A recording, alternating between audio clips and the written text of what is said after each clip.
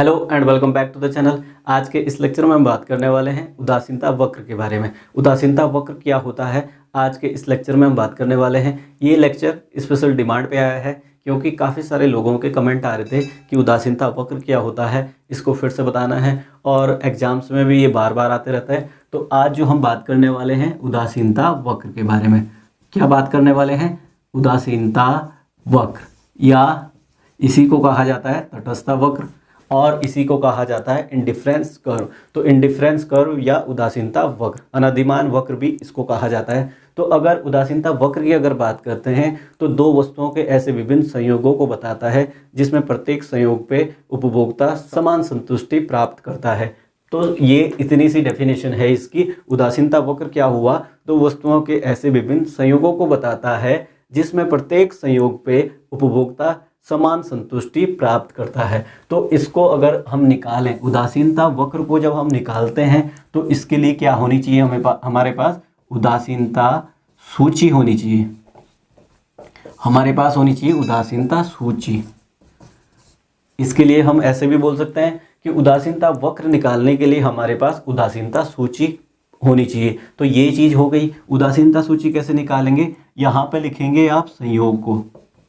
यहाँ पे क्या लिखेंगे? संयोग को लिखेंगे। यहाँ पर वस्तु x लगा लीजिए, यहाँ पर वस्तु x और यहाँ पर वस्तु y।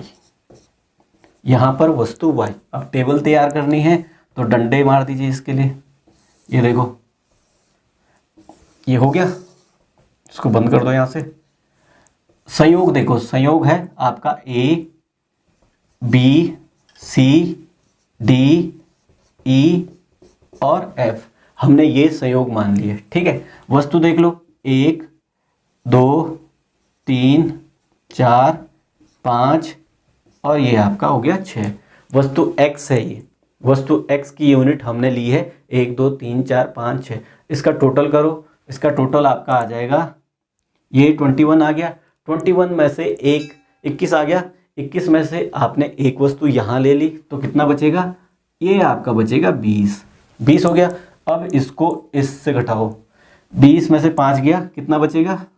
15, ठीक है। 15 में से 4 गया, कितना बचा? 11। 11 में से 3 गया, कितना बचेगा? 8। 8 में से 2 गया, कितना बचेगा? 6। 6 में से 1 गया, कितना बचेगा? 5। तो ये इस तरह से आपकी उदासीनता सूची या उदासीनता सारणी तैयार हो जाती है। ये आपको काफ़ी जल्दी मैं इसलिए करवा रहा हूँ ताकि आप एग्जाम में किस तरह से एक्सप्लेन कर सकते हैं और किस तरह से लिख सकते हैं जल्दी से। तो ये देखो, इसको हम क्या करेंगे? सीधे ग्राफ में ड्रॉ करेंगे। ये टेढ़ा हो गया। ये देखो, ये है आपका एक्स एक्सिस है और ये आपका है वाई एक्सिस। ये एक्स एक्सिस है और ये वाई एक्सिस। ये ओरिजिन है आपका। यहाँ पे क्या करो? वस्तु x को रखो। वस्तु x आपने यहाँ रखी है और वस्तु y यहाँ पर रखी है। इसको आप ऐसे ही एक्सप्लेन करोगे कि y अक्ष पे वस्तु y को रखा है और x अक्ष पर वस्तु x को रखा है। ये ओरिजिन है O बिंदु और y अक्ष ये रहा और x अक्ष ये रहा। अब देखो, संयोग को भी लिखो और वस्तुओं को भी लिखो साथ में। क्या करते हैं? पहले वस्तु को लिख लो कि ये कितने पॉइंट है? ये 6 है। तो ड्रॉ करो 1 2 3 4 5 और ये आपका हो गया 6 पॉइंट हो गए। 6 हो गया आपका। ये देखो कितना है? 20 है। लास्ट 20 है ना। तो इसको डिवाइड कर दो 3 से। 3 का पहाड़ा ले लो आप। 3 6 9 12 15 18 और ये आपका हो गया 21। 3 का पहाड़ा लिया हमने और ये आपका हो गया 21।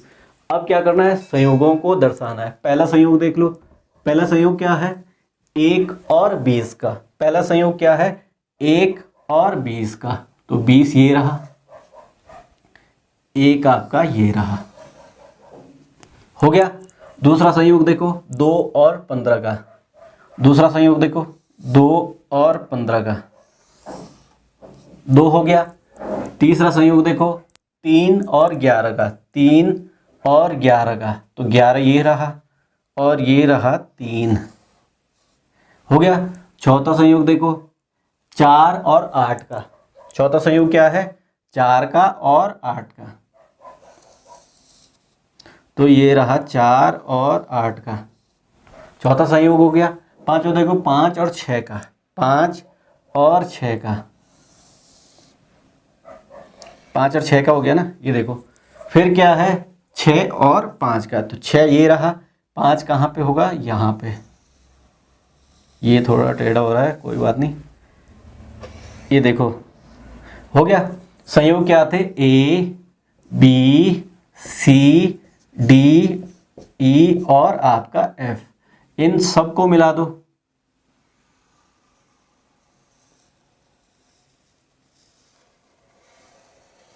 ये देखो मिल गया।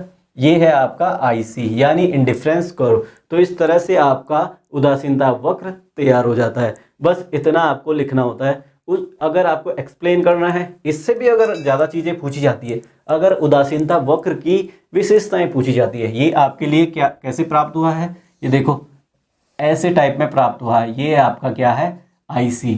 तो देखो क्या क्या विशेषताएं इसकी, उदासीनता वक्र की क्या विशेषताएं हैं। उदासीनता वक्र जो है वो बाएं से दाएं नीचे गिरता है, ये देखो बाएं से दाएं नीचे गिरता है, ये बाईं साइड है ये दाईं साइड है, बाएं से दाएं नीचे गिरता है।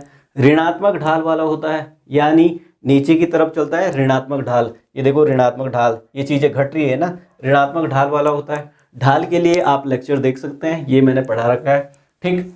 ये ऋणात्मक ढाल होता है।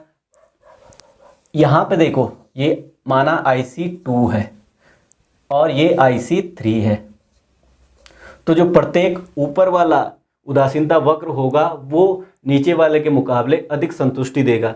ये देखो ये IC2 के मुकाबले कम संतुष्टि दे रहा है और ये वाला वक्र इससे ज़्यादा संतुष्टि देगा। ये चीज़ें हो गई।